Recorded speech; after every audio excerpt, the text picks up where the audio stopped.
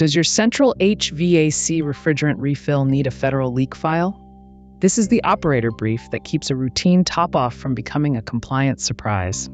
The invoice says refrigerant added again. Before you approve it as one more summer work order, ask whether that central asset needs to be classified first. First, the no panic scope guard. This does not put every apartment air conditioner under a federal rule. Residential and light commercial air conditioning and heat pump equipment are excluded. That includes many familiar apartment systems. The move is to classify the equipment, not guess from a technician's shorthand. For every central or common area cooling and refrigeration asset, make the next invoice carry 5 facts: the model, the equipment category, the refrigerant, the documented full charge, and the service date with pounds added or removed. Also ask the vendor whether the equipment is residential or light commercial air conditioning or a heat pump. That is your equipment passport. A work order with only added refrigerant is a receipt with amnesia. The federal rule is 40 CFR Section 84.106. Since January 1, 2026, it applies to certain appliances with a full charge of at least 15 pounds, subject to important exclusions.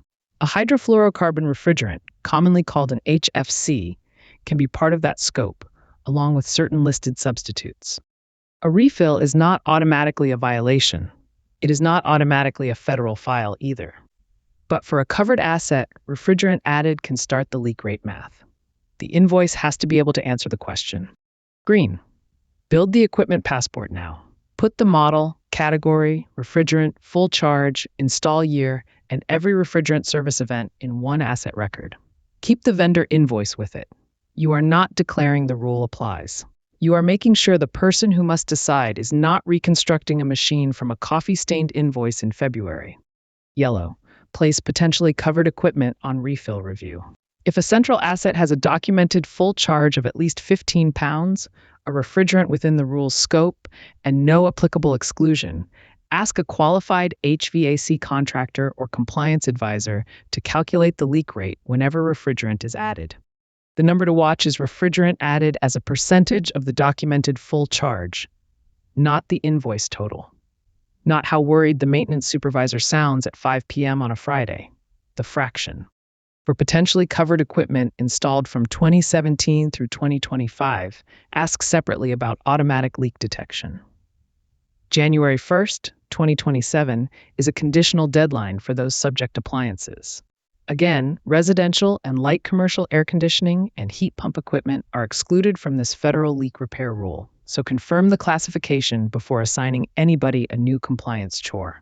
Red. No casual repeat top-offs on a covered comfort cooling asset. If the qualified calculation puts that covered asset at or above the 10% leak rate threshold after a refrigerant addition, route it to a certified technician for the required inspection, repair, and verification workflow. The repair clock is 30 days after the triggering addition. It does not begin when the invoice finally reaches accounts payable, which is a detail accountants and calendars have historically failed to negotiate. Do not turn that into a universal apartment SC policy. Most residential and light commercial apartment air conditioning and heat pump equipment is excluded. Confirm coverage and exemptions with a qualified contractor and, where needed, counsel. The metric is simple: pounds added divided by the equipment's documented full charge. The invoice total is a bill. That fraction is a decision. A work order is data, if you let it be. Next time on the rent roll, the maintenance quote that looks like an expense but belongs in a capital decision. Follow the rent roll so you catch the line between a repair and a replacement before the budget gets surprised. The rent roll. One next move.